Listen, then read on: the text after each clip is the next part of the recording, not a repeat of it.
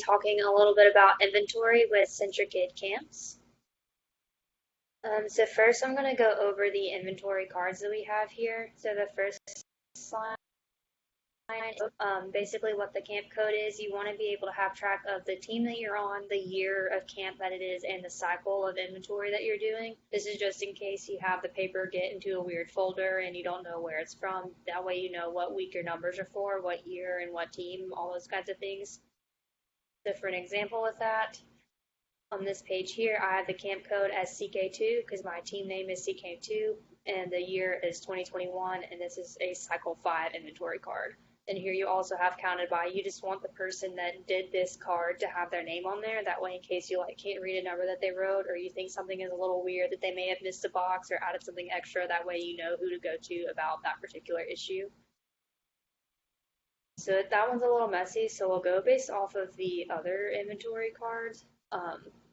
These are in order of the inventory grid. So like the CentriKid layer shirt is the very first thing in this size order on the inventory grid. So it's the very first thing on the very first card. And then the remaining shirts are right after that. So it's the second thing on that first card. You have all of your items in order on these inventory cards. I usually print them double-sided because it goes faster that way when you have people that have several things at once. It's a little less confusing and when people are constantly getting new sheets. So you print them double-sided so that every person gets these first two things that generally go together. This is all apparel so far. Then card 3 and 4 are more apparel. These are all OMC shirts. Card 5 starts with the accessories. These are the 2021 accessories because they're the next thing on the grid. There's the new backpacks, the new water bottles. There's the new slap bracelets and the eye black numbers. That's all one card. And then cards 7 and 8 are together. So it's the new sunglasses and the finger stashes that are brand new, the new buffs, the new types of fans, and then our watches are all together. The next sheet would be numbers 9 and 10, which are some other accessories that we have that don't really go with the camper info cards or with the color team towers. You've got things like beach balls and glow stick necklaces, also things like masks, hand sanitizers, mask filters that are COVID items.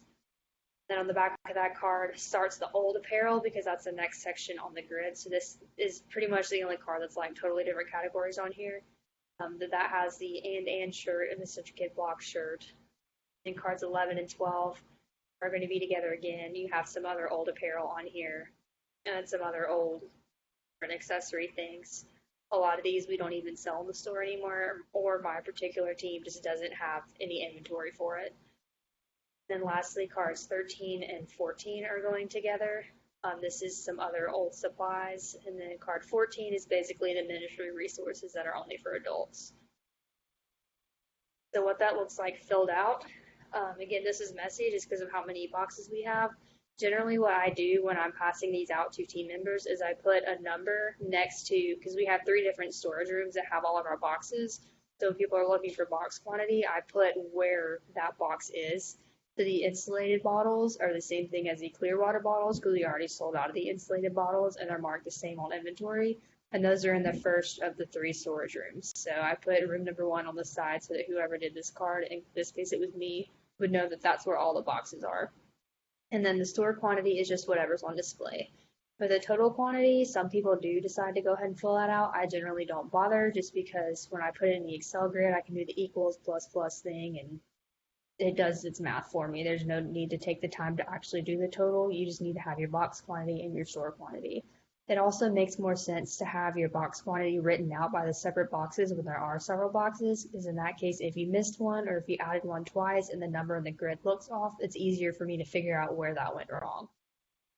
And then this music best of CK CD is one that we have, and we keep it underneath the resource table because it's a very small box, and that table has a tablecloth, so that's where we keep that one. That's why that's there. The regular music CD, we don't have any, so I always just draw a line through that altogether. The OMC game is at the checkout table because that's where most of the adult resources that we try to make sure kids don't get. And since they see OMC is a game that we play and it's super fun, I want to buy these cards, but they're $25 because they're meant as a resource.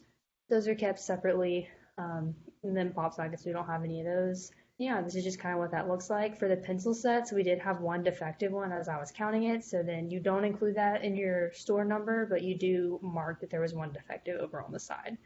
That's kind of how you do that. And in the back of this, There are some items that we found after the cards were made that we didn't realize were in inventory at all, and those are just kind of tacked on the end here. That's our Navy crew neck, our older kids and our younger kids activity books. And as you can see, there's kind of some lines through some of these, like this rec resource book. I know we don't have any more in storage, so I drew a line through the box quantity. Same thing with the Navy crew neck.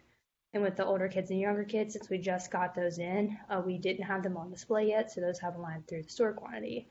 That's basically how these cards work. You give one to every staffer, and they just go through and they find the boxes for this and they count whatever's on display for this. And then what you have is your total number. It just makes it a lot more organized and streamlined. Everybody knows what they're doing.